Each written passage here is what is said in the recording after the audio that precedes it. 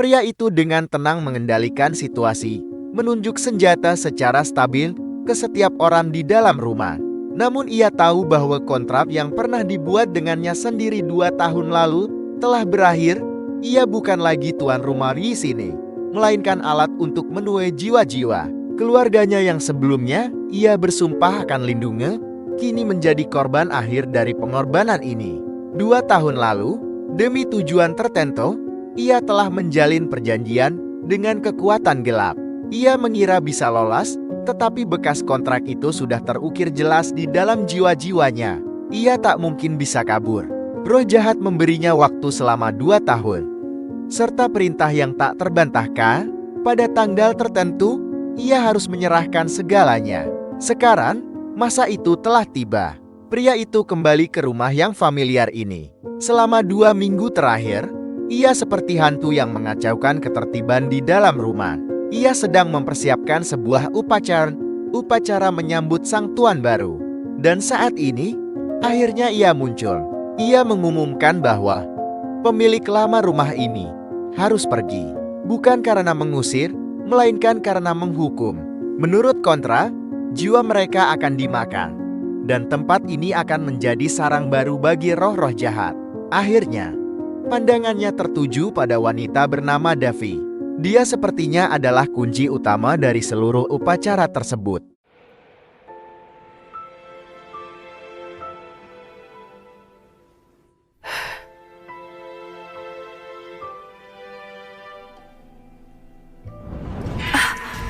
Cepat kejar, jangan sampai dia kabur.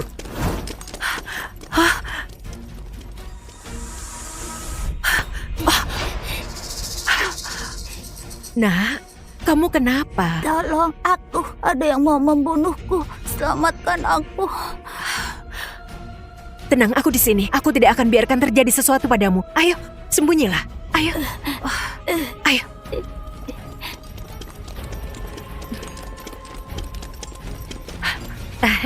Tuan, makanlah semangkuk pangsit. Apakah kamu ada melihat anak kecil yang terluka? Tidak ada. Pikirkan baik-baik sebelum menjawab. Kalau kamu berani berbohong, kamu akan kubunuh. Cuaca dingin begini, saljunya turun sederas ini. Mana mungkin anak kecil berlarian di luar?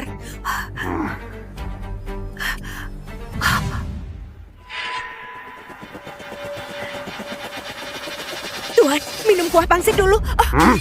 Kamu? Jangan macam-macam. Cepat jawab, di mana orangnya? Aku sungguh tidak melihatnya. Kamu tidak mau jawab.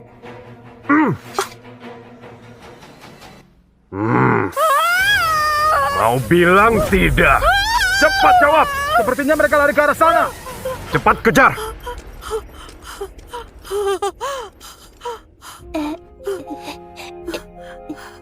Nah, sembunyilah.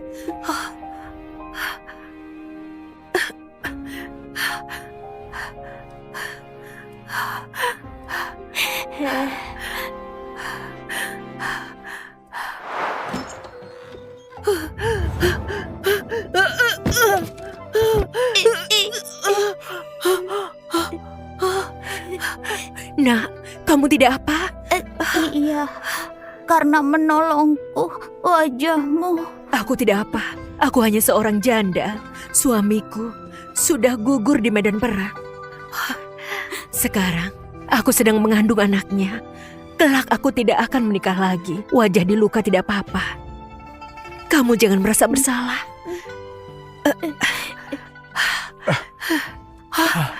Pang, Tuan Muda, akhirnya aku menemukan Anda. Anda sudah menyelamatkanku. Mulai sekarang, Anda ibu angkatku. Anak di dalam kandungan Anda, saudara-saudaraku. Aku akan membalas kebaikan Anda. Ibu angkat, terima sujud dariku. Aduh, Nak. Ayo cepat berdiri. Anak baik. Kelak, jika kamu dalam kesulitan, cari aku di kedai pangsit di timur kota. Nama ibu angkatmu, Dewi Astuti. Tuan Muda, ayo kita pergi.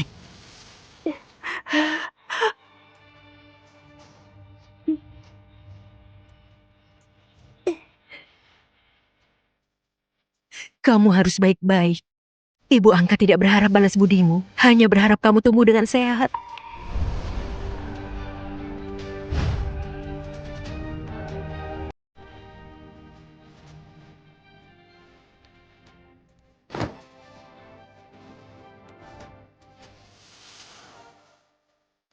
Selamat atas kenaikan tahta kaisar baru. Semoga kaisar panjang umur. Aku melalui banyak bahaya baru bisa naik tahta. Dulu aku takut urusan kekaisaran melibatkan ibu angkatku, sehingga aku tidak berani mengatakan identitasku. Aku sudah naik tahta. Aku akan balas kebaikan ibu angkat yang menyelamatkanku. Bagaimana dengan perintah yang kuberikan? Lapor Kaisar.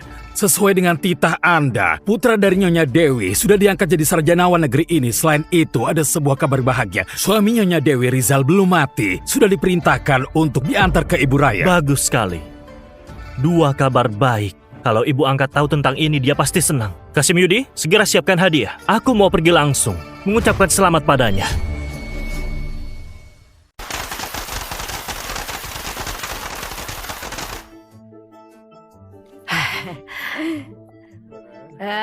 Selamat ya, selamat.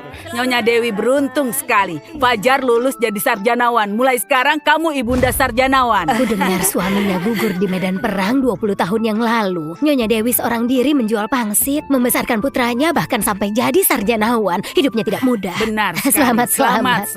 Terima kasih.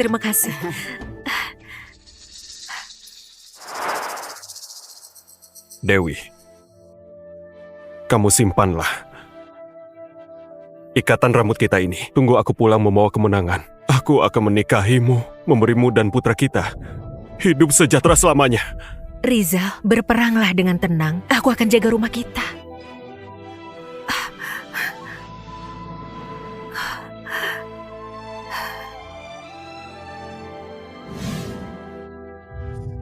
Nyonya Dewi, ada laporan. Suami Anda Rizal sudah gugur di wilayah perbatasan. Apa?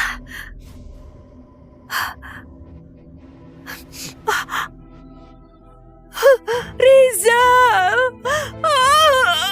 Bibi Ratna, Rizal pahlawan hebat. Aku mau meneruskan keturunannya. Pertahankan anak kami.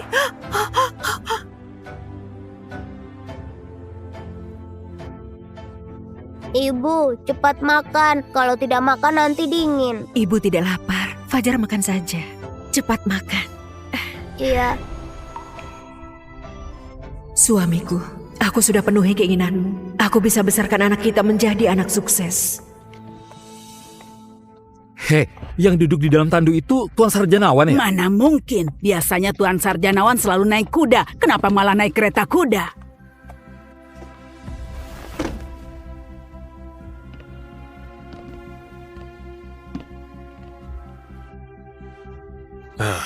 Lihat, orang itu mirip sekali dengan suami Nyonya Dewi yang gugur di medan perang. Dewi, Kamu, Riza? Kamu tidak mati, kamu masih hidup.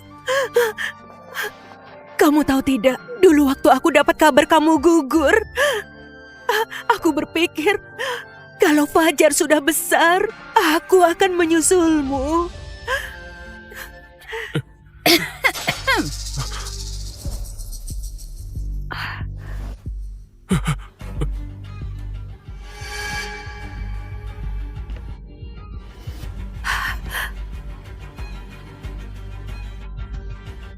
Kakak, akhirnya kita bertemu. Kamu, Aku Utami. Rizal adalah suamiku.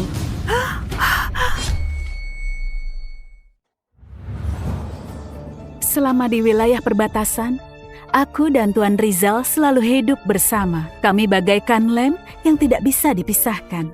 Rizal, apa maksud perkataan dia? Dewi, bertahun-tahun ini di wilayah perbatasan, Utami yang selalu menjagaku.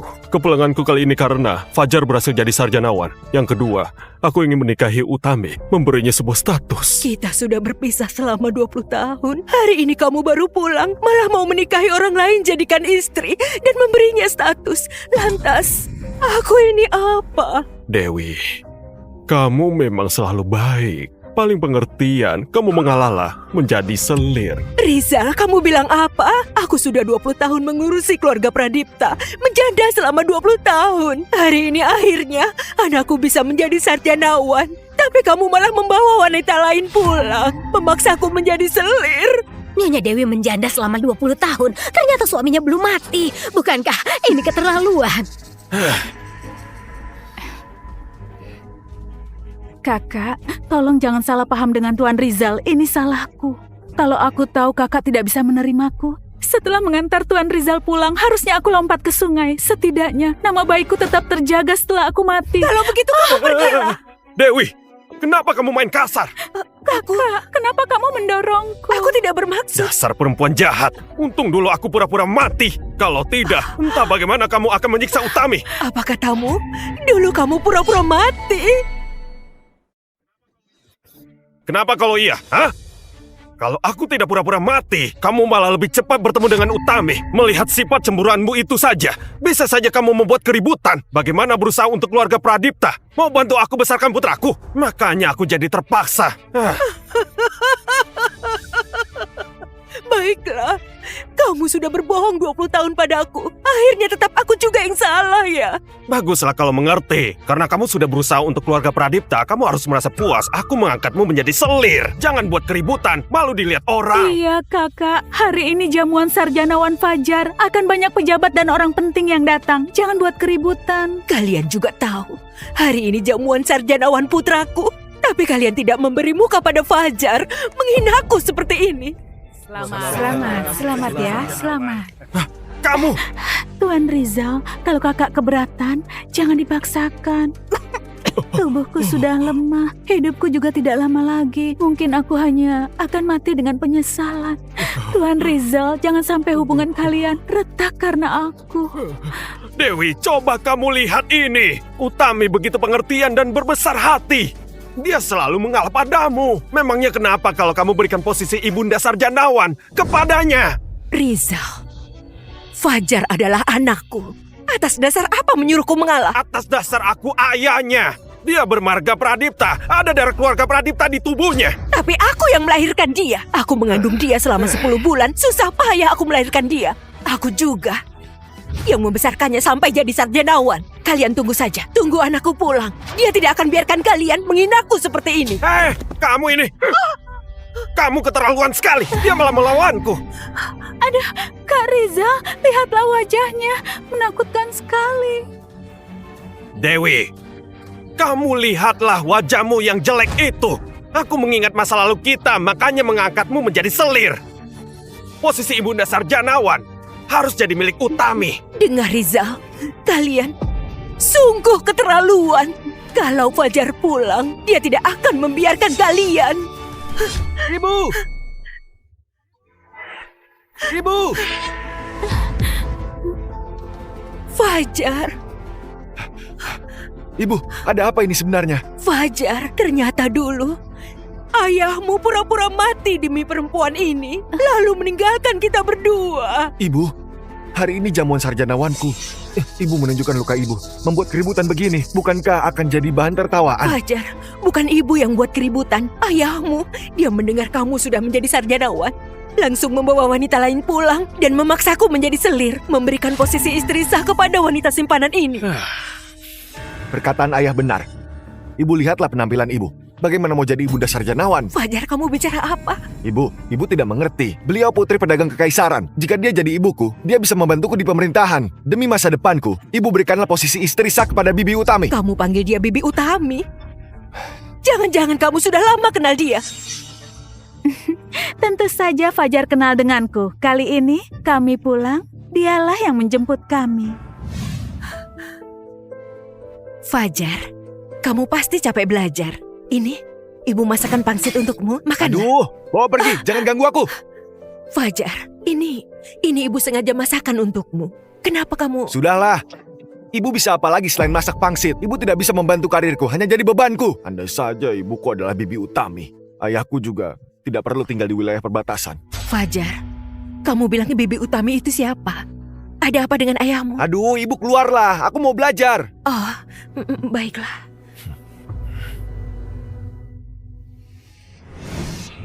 Bagus, ternyata kamu sudah lama tahu. Ternyata kalian semua sedang membohongiku. Dewi, kenapa kamu harus mempermasalahkan ini? Kami juga demi kebaikan Fajar, benar tidak? Iya. Fajar, selama bertahun-tahun, bagaimana penderitaan ibu? Bagaimana perasaan ibu? Kamu tahu semuanya. Bagaimana kamu bisa ikut dengan mereka membohongi ibu? Ibu, kenapa tidak bisa mengerti aku sedikit saja? Aku akan jadi pejabat di pemerintahan. Jika orang tahu ibunda seorang sarjanawan ternyata wanita penjual pangsit, bagaimana aku bisa menghadapi rekan kerjaku di pemerintahan? Fajar, ibu mengandalkan berjualan pangsit membesarkanmu. Ternyata kamu merasa ibu membuat kamu malu. Memangnya itu salah? Keluarga Pradipta mendapat kehormatan dari kaisar. Keadaan sudah berbeda. Hanya Bibi Utami yang pantas menjadi nyonya utama keluarga Pradipta dan pantas menjadi ibuku. Sedangkan ibu hanya bisa membuatku malu saja. Pepatah bilang anak tidak pernah malu dengan ibunya. Aku susah payah melahirkanmu, membesarkanmu selama 20 tahun, mendidikmu sampai menjadi seorang sarjanawan. Tapi kamu malah mengatakan bahwa aku hanya bisa membuat malu saja. Bagus, inilah putra yang kubesarkan. Kehidupanku ini benar-benar konyol. Ibu jangan mengacau lagi. Hanya sebuah status saja. Kenapa ibu harus menyebutkannya? Tamu dari pemerintahan akan datang. Ibu cepat terima dijadikan selir. Dewi, kamu pikirkanlah baik-baik. Dengan wajahmu yang buruk rupa ini, apa kamu berani bertemu orang? Apa kamu bisa dibandingkan dengan Utami? Hanya sebuah status saja. Demi Fajar, menyuruhmu menjadi selir sudah keberuntungan terbesarmu. Bawa ke sini. Hari ini kalau kamu setuju untuk menjadi selir, memberikan posisi ibunda sarjanawan kepada Utami, aku akan buatkan papan lambang kesetiaan untukmu. Ini juga termasuk penebusan kepadamu. Papan lambang kesetiaan. Simpan saja sebagai penutup peti matimu. Riza, bukan kamu yang menceraikan aku. Tapi akulah yang mau bercerai dengan pria pengkhianat sepertimu. Tuan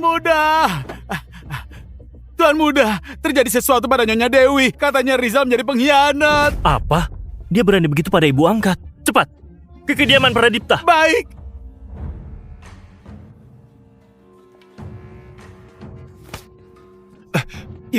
Ibu sudah pertimbangkan tidak mau menjadi selir dan memaksa harus cerai? Ibu sudah setua ini. Wajah ibu juga tidak cantik. Kalau bercerai, orang-orang akan menertawai ibu. Aku hanya menyesal terlalu lama bercerai. Jika tidak akan punya anak durhaka sepertimu. Kamu, Dewi, hari ini adalah jamuan sarjanawanku. Kamu malah permalukan aku. Baiklah, mulai sekarang, kamu bukan ibuku lagi. Fajar, apa yang kamu katakan? Aku sarjanawan pilihan kaisar, sedangkan kamu wanita buruk rupa. Jika kamu menipu orang dengan status ibu sarjanawan, mau taruh di mana wajahku? Makanya, aku mau putus hubungan denganmu. Kamu mau putus hubungan denganku? Kalau tidak ada wanita jelek yang terus mendidikmu, mana mungkin kamu bisa jadi sarjanawan. Kalau bukan karena kamu wanita desa, aku pasti sudah sukses dari dulu. Bertahun-tahun ini, kamu berutang padaku.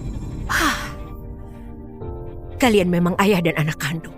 Yang satu merasa aku tidak pantas menjadi istri sah. Satunya lagi merasa aku tidak pantas menjadi ibu kandung. Baiklah, kalau begitu hari ini, aku akan perhitungkan semuanya dengan kalian. Rizal, kamu memberikan aku ikatan rambut ini sebelum kamu pergi perang. Tapi kamu pura-pura mati selama 20 tahun, menipuku, membawa wanita lain pulang memaksaku menjadi selir juga menghinaku. Hari ini kita bercerai. Aku kembalikan ikatan rambut ini padamu. Fajar.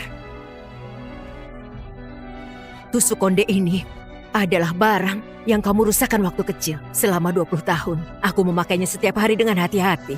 Tapi hari ini kamu mau putuskan hubungan ibu dan anak denganku. Baiklah, aku penuhi keinginanmu.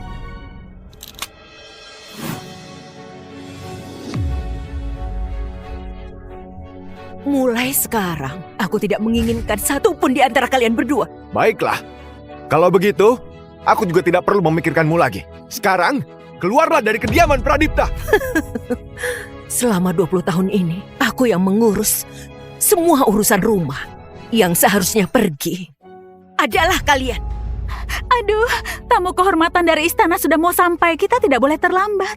Kalau memang tidak bisa, Fajar, paksa saja.